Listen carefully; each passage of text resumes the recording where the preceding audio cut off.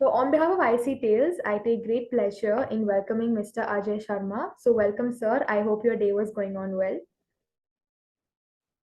Well, day is going on well, and let's start with you know uh, how I feel comfortable, and I think the generation Mhm. today also feels comfortable. Instead of calling me sir or Mr. Sharma, how about internationally I'm called AJ. So you Oh, can call me AJ, and we can move on. okay, Ajay, let's get started. So, tell us, Yeah, do you really aspire to be an entrepreneur from a young age? If yes, why was that? not really, because I don't think any first generation entrepreneur that you will speak to. So I don't think, especially the first generation entrepreneurs, plan to be entrepreneurs. Mm-hmm. So, first generation entrepreneur always say is by accident, Mm-hmm. or incidental. So Right. it could be one or two things. In my case, it happened to be incidental because, as it happens, you can have a difference of opinion with your immediate manager or immediate boss. Mm-hmm. And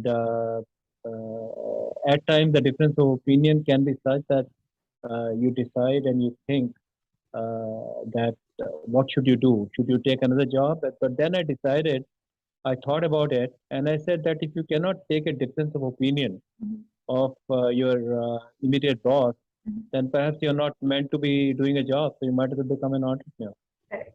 Because when you do a job, something that you have to accept is that a difference of opinion, is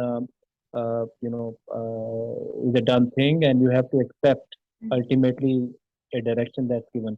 But I'll share something interesting with you. Yes, please. Later on, what I have learned now over the years Mhm. since 1989 is that when you are doing a job, actually speaking, you're saying yes, you're working for that one person, but Correct. when you are an entrepreneur, you're actually working for everybody else. So it's not that, you know. So now you are responsible for 200 people. At that time, you are responsible only for yourself. Yes, right. So you always work. You always work. So in my case, it was incidental, but I'm glad that that particular incident happened, so that I became my own boss, and not only that, it helped me in contributing to because the enterprise that we are in, the business that we are in, is life-changing decision. Like, we help people in global mobility. So Yes. this is a very responsible line to be in. So I'm glad that this particular thing happened, and we as a company and I as an entrepreneur have been incidental in bringing partnering that life-changing decision, as you call it. I'm glad that you became your own boss and it all gave you happiness after that. So it's very, very nice to see that happening. Moving on to my next question, I noticed while researching that you have done your bachelor's and master's from Delhi University. So I'm sure you would have had some, very nice experiences. But do you think those experiences molded you into what you are today? An honest answer is no, because I think from the time, the generations that I come in from, the knowledge used to be very academic, Right. and I don't think it really played that critical a role in shaping up my entrepreneurial career or otherwise professional career. But for one good thing that has happened, I would say, is that my peer group from masters. Mhm. So that peer group, we have managed to stay in touch. So the only gain that I have from my bachelor's or master's degree, specifically from master's degree, is that we are a group of 10 to 12 who stayed in touch through all these close to 38 years. Mhm. Delhi University will surely not be happy to hear your no, you said in the beginning, but always honesty first. So great, great job on that. And I'm sure when it came to your career, there would have been some times when you were at crossroads. Things wouldn't have gone as per you had planned it. So how did you navigate yourself through all this? It's actually speaking, uh, I have a favorite saying: if you survive today, there is always a possibility for tomorrow. Mm-hmm. And The right approach is not crossroad multiple times. In fact, every day, 24 hours, Right.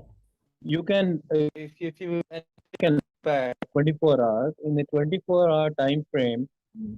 always couple of good things will happen, couple of things unexpected will happen, and maybe one thing which will happen will not be to your liking at all. So I think the correct way, and that's helped me a lot, is that uh, you know one should always approach life, whether business scenarios or personal scenarios, uh, uh, with a state of mind which is a balanced state of mind. When you do not get too excited, Right. when very good things happen, and you do not become too sad Mhm. or depressed because something unexpected or something bad happened. Mhm. So, uh, once you achieve that stable state of mind where you do not really speaking react Mhm. in either of these extreme situations, I think you can, the crossroads keep on happening, they're speed breakers and the road turns smooth. Each day, this is how you really speaking go across. So, Mhm. crossroads as such, you come across every day. Right. So what you do is you say, okay, there's a crossroads speed breaker that has come in, or let's focus on something. Mhm. Either totally focus on that particular event that's disturbing you and get it out of your way, or give it some time for it to settle down. Focus your attention on doing something better, which gets you in a better state of mind. Then you come back to that situation again. Right. That's what you call crossroad. Then you'll find a solution. I'll share another interesting learning. Uh, Using one word itself can help you a lot. I never use the word problem. So instead of using the word problem, we use the word situation. Right. That itself brings down the burden Mhm. of that thought process that you're looking at. That brings down that burden, and Mhm. you feel better because instead of the word problem, you're using the word situation. That Correct. itself has these small things help you a lot. Mhm. I think your approach of this not using such negative terms and replacing it with nice words is something that even I think I'm going to cultivate after this conversation. So thank you so much for passing on the baton of positivity. And speaking of challenges, I'm sure you would have had some challenges while setting up your venture. So how did you overcome those challenges? So I think challenges, the biggest challenge which every entrepreneur faces, I think, is money. Mm-hmm. The funding part. That's a challenge. So for that, a very simple solution is this. There are no automatic solutions to finance situations. Correct. So, but more important than funding situations or finance situations, Mm-hmm. I think a core, I would say, strategy for any successful entrepreneur. People say, "Oh, I don't have funds. Mm-hmm. I don't have money." So that's the biggest challenge. You ask about the challenges you face. The biggest challenge a person faces is two. People have ideas, but they don't have money. But my own experience is people have idea, people have money, people get money, but then they don't know how to manage the cash flow. Right. So if you're an entrepreneur, you can come across any challenge. Mm-hmm. If you can get through that particular challenge through the cash flow situation, number one, what can be the other challenge? The other challenge can be uh, because you have there are two stakeholders that you're dealing with. One is an internal stakeholder, the second is an external stakeholder. Yes. Among the external stakeholder, you have two external stakeholders. One are the clients or customers. Second is different compliancing agencies, government agencies. Mm-hmm. So internal stakeholders you can manage, you can talk to and bring out the policy changes. But how do you deal with external stakeholders? In external stakeholders, managing challenges, clients, customers, and the government agencies. those challenges, I think, are bigger challenges to manage, and ensuring that you're doing it the right way, the proper way, through proper guidance, is, I think, the key to success in facing any challenge. Managing the external challenges is a learning that any successful entrepreneur must have, uh, in control. So, speaking of all this, is there any particular advice that you want to give youngsters today? The earlier you start to be an entrepreneur, the better it is for you. Because the more you look towards, okay, I'm going to start it after a few more years of experience, having some more saving in my bank. Mhm, Okay, it's never going to happen. mhm. So the earlier you start, the better it is going to be for you. Right. So don't look at the age 23, 24, 25, 26, 27. Because I love the teenagers, the youngsters of today, because that's the advantage youngsters have, which our generation never had. Yes. The web, the net. It's a big boom, Yes. and to use it in a productive manner means that younger you start, the better it is. That's one message that I'd like to give the youngsters. And majority, to the maximum possible, should aim to become entrepreneur. I like how you Because please yeah, because an entrepreneur creates more jobs. yes, correct. So Right. always one should aim for, the younger you start, the better it is. That's the advice I like to give to youngsters. Mhm.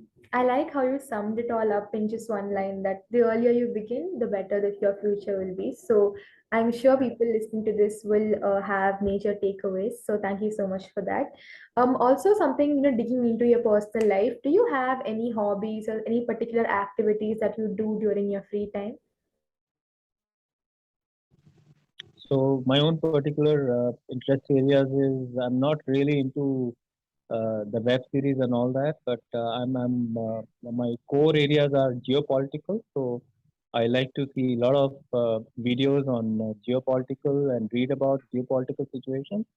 And secondly, because I'm an economist by background, business economist by background, Mhm. so I like to read a lot on anything that's happening around in economies across the world. The current favorite topic that everybody has right now is the so-called global recession, Yes. which interestingly is happening for various reasons, or some say it's not happening, some say it's not happening. Mhm. So reading about anything around global economies or watching videos regarding, so two hobbies. Mhm. One is geopolitical news. Second is anything related to economy. And my third key hobby is I have four pets at home. So I spend significant amount of time, free time with them. Very, very nice to see that you are a nice person who is balancing both the ends very beautifully. So, again, very, Yeah. very nice to know that. Also, moving on to something fun, apart from consultancy, if you had to choose something else as your career, what would it be and why? Oh, I will clearly be opening an animal farm. I mean, basically, a farm for the street animals who get hurt or injured. So I would like to have, hospital for stray dogs, Mhm. cats, cows, whom this farm can look after. And so in my,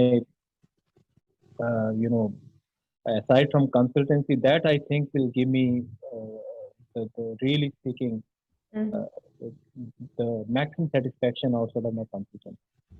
I can't wait to see AJ become an animal person and have this compassion. So, I really hope you achieve good in that sphere of life as well. Thank So, you. all the best for that. And moving on to our last question, something about the education system. Do you think that our current education system can contribute to build new entrepreneurship skills, or do you have any changes to suggest? Well, I think as compared to our generation, I think uh, the education system is more realistic today. They have more practical side when it comes to the courses, the way the projects are taught, and everything. So I think the system is much better than what it used to be. Uh, though I do feel that uh, education just creates a base for you. Yes. I think the challenge is not education, not entrepreneurship, not money. Mm-hmm. My personal sense of regret, Mm-hmm. as you will call it, is this that whether it's education, specifically the education system, has to uh, not only focus on imparting education as in terms of courses. Mm-hmm. I think the education system, right from school to college to masters to whatever level we talk about, Mm-hmm. also must have compulsory subjects in each of the classes, right from nursery, Okay. and that is how to be a better human being, Mm-hmm. how to be caring for others, understanding the value of life of one person to another, Mm-hmm. teaching on compassion, you know, for not only for self, for others. Mm-hmm. So I think particular subject should be made compulsory. If that particular subject is made compulsory throughout, throughout the education system that we have in the country, I would say it will be a much better country and a much better world to live in. Mm-hmm. And I hope that whoever is listening to this, if they can, they should implement all these changes so that we get to see a brighter future. So, with this being said, we have come to the end of this beautiful interview, which I don't know how 20 minutes passed so soon because we had such a healthy and fruitful conversation. Thank you so much, sir, for giving us your time and coming over here to share your thoughts. I truly had a great time doing this with you. Thank you so much and stay in touch. And whenever I'm in Chennai, I look forward to Sure, saying hello. sir.